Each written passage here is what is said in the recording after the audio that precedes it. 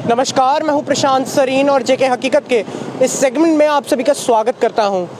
जैसा कि हम सब जानते हैं, पिछले कुछ दिनों से लगातार जो कश्मकश जम्मू कश्मीर के अंदर चल रही है, जेके एसएसपी के जितने भी एस्पिरेंट्स हैं वो सड़कों पर उतर आए हैं। उसी के बाद आज एक फैसला किया गया था इन एस्पिरेंट्स के द्वारा कि आज कच्ची छावनी से एक कैंडल मार्च जो है उसे इनिशिएट किया जाएगा और ये कैंडल मार्च जो है राजभवन पंचतीर्थी पर जाकर ख़त्म होगा, जहां पर एलजी मनोज सिन्हा से मुलाकात की जाएगी और इस बारे में उनसे कुछ बात की जाएगी। और आप सभी को मैं ये बताना चाहता हूं कि जिस तरीके से आज इस माहौल के अंदर जो यहाँ पर माहौल पैदा हुआ है, उसके चलते यहाँ पर former chief minister Mehbooba Mufti और फारूक अब्दुल्ला इनका सहयोग करने के लिए यहाँ पर पहुँचे हैं। आप नजर डालिए इन विजुअल्स पर।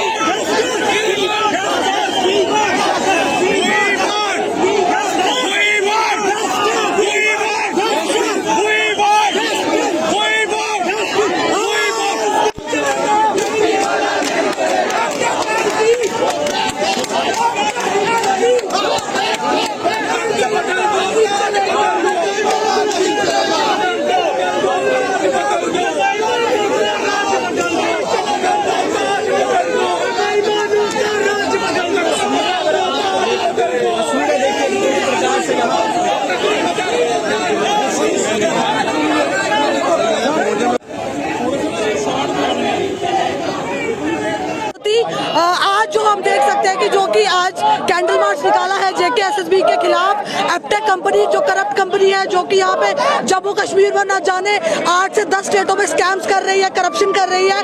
पर हम यही सवाल पूछते हैं अपनी सरकार से कि ऐसी करप्ट कंपनियों को जेके एसएसबी का ठेका क्यों?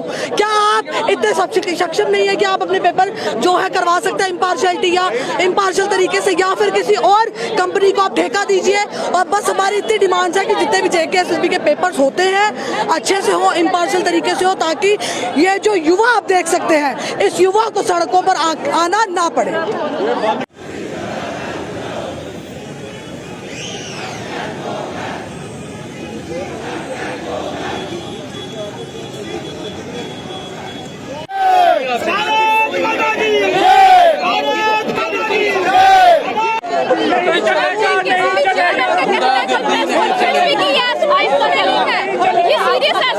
मैं ये कहना चाहूंगी कि वो एक लिस्ट बना ले सीरियस एस्पिरेंट्स की, अपलोड कर ले जेके एसएसबी की साइट पे, तो हम देख रहे हैं कौन सी कैटेगरी में फॉल करते हैं। लेकिन आज ऐसा लग रहा है तमाम लीडर्स ने आपको ज्वाइन किया है, आपको लग रहा है कि आपकी आवाज ऊपर तक पहुंची है। इंशाल्लाह मैम, हम इसी होप में है कि ऐप को रिमूव किया जाए। वो एक ब्लैक लिस्टेड कंपनी है, उसकी जगह एक अच्छी कंपनी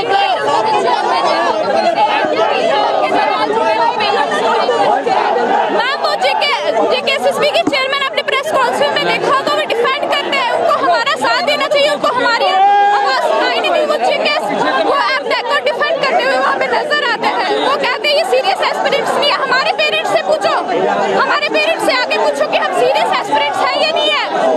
चलो अब चलो। देखिए, आपने जेके एसएसपी के द्वारा जो स्टूडेंट रोडों पे आज एक मास प्रोटेस्ट को लेके इस रोड से गुजर रहे थे, ये जितनी भी सरकारें यहाँ पे मौजूद हैं, इनको इन यूथ्स के बारे में सोचना चाहिए।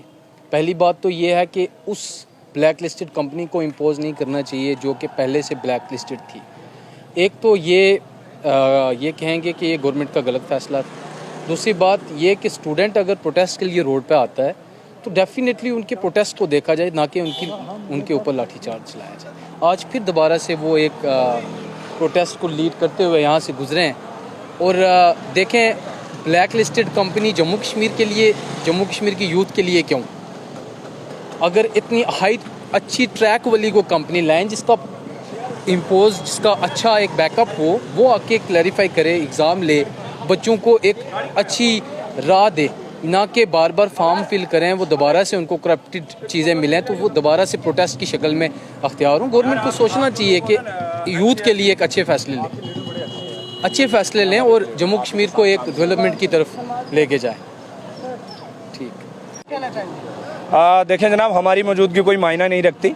यहाँ पे सबसे पहले तो मुबारकबादी के मुस्तहिक हैं ये नौजवान जिन्होंने अपना प्रोटेस्ट काफ़ी दिनों से इस लाइन पे लाया और आज ये डॉक्टर फारूक अब्दुल्ला साहब के पास गए और उन्होंने बहुत अच्छे से इनको सुना और यकीन दहानी करवाई। इनफैक्ट जहाँ से कैंडल मार्च शुरू किया गया वहाँ पे डॉक्टर साहब आए, उसके बाद तमाम पॉलिटिकल पार्टीज़ के लोगों ने शमूलियत की, जिसमें मोहतरमा महबूबा मुफ्ती साहिबा भी साथ में चली।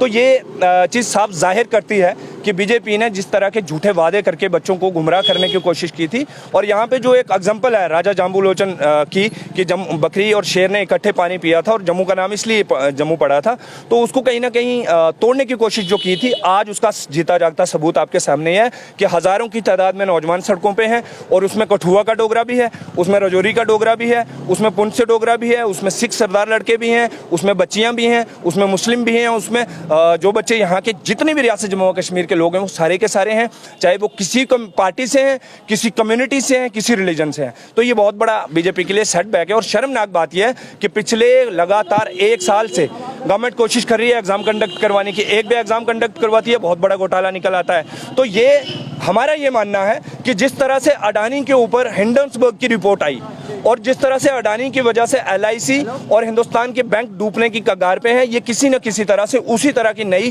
कंपनीज को दोबारा पाल के बड़ा करके यहाँ से पैसा, प्रॉपर्टी टैक्स देख लीजिए, ये सारा इकट्ठा करके फिर से अडानी के तरह के लोगों को पालना चाहते हैं, उनको बचाना चाहते हैं। इनको लोगों की कोई फिक्र नहीं। तालिब जी, जिस तरीके से देखें जनाब, हम दुनिया की सबसे बड़ी जमहूरियत में रहते हैं, दुनिया की सबसे बड़ी डेमोक्रेसी है हमारे पास, एंड थैंक गॉड कि हमारे पास सुप्रीम कोर्ट ऑफ इंडिया है। सुप्रीम कोर्ट ने अडानी के मामले पे इंक्वायरी बिठा दी, लेकिन CGI नहीं करवा रही है, पूरी अपोजिशन चिल्ला रही है। जो बात करता है अडानी का नाम लेता है उसी को जेल में ठोक देते हैं, जो अडानी का नाम लेता है उसी पे CBI डाल देते हैं, ED डाल देते हैं। तो ये बड़ा अनफॉर्चुनेट है इस पूरे मुल्क के लोगों के लिए। और देखें, मैं एक चीज़ बताना, आप ही की बात करते हैं, आपने अपनी बहन के लिए, अपनी किसी अंकल ने अपनी बच्ची के लिए पैसे LIC में जमा किए होंगे कि इस बच्ची की शादी करवाएंगे, एक बेटे के लिए जमा किए होंगे LIC में कि ये हम बच्चे को पढ़ाएंगे, वो पैसा उठा के अडानी को दे दिया और जनाब आप बात नहीं करने देते हो। और फिर एपटेक की तरह की आप इसको समझिए, इस गेम को आप इसको समझिए, ये एपटेक को ही बार बार क्यों दे रहे हैं? देखिए यूपी के अंदर उन्होंने एग्जाम नहीं कंडक्ट करवाने दिए और हाई कोर्ट ने बोला है कि ये जनाब ब्लैक लिस्टेड है, कोई हमने ब्लैक लिस्ट तो नहीं की, और बार बार उसको ला रहे हैं इसलिए कि इनको एक नई एग्जांपल ले लीजिए। 4 दिन पहले एक नई नोटिफिकेशन आ गई कि जो भी कॉलेज में बच्चा, ये है कि किसी तरीके की इलेक्टोरल फंडिंग यहाँ पर मौजूद हो सकती है कि नहीं? बिल्कुल है। आपने घोटाले में नहीं देखा था क्या? सब इंस्पेक्टर के एग्जाम के वक्त में करोड़ों रुपए का घोटाला है।